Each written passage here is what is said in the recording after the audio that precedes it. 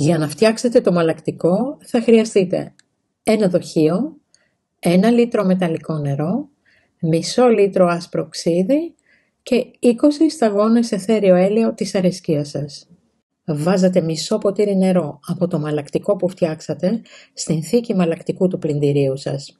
Μην ξεχνάτε να ανακοινείτε καλά πριν από τη χρήση.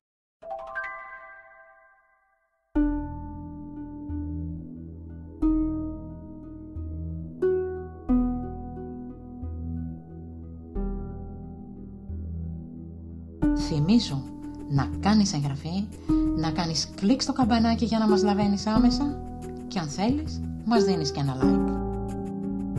Αν θέλετε να δείτε κι άλλα κόλπα και χρήσιμες πληροφορίες σε διάφορα θέματα, επισκεφτείτε τον ιστότοπό μας που είναι το Mea Culpa. Εκεί σίγουρα θα βρείτε κάτι που σας ενδιαφέρει, αφού υπάρχουν ενότητες για την υγεία, το σπίτι, το κήπο, τη μαγειρική, τα μαστορέματα, τη ζαχαροπλαστική, την διακόσμηση, τις κατασκευές και πολλά άλλα.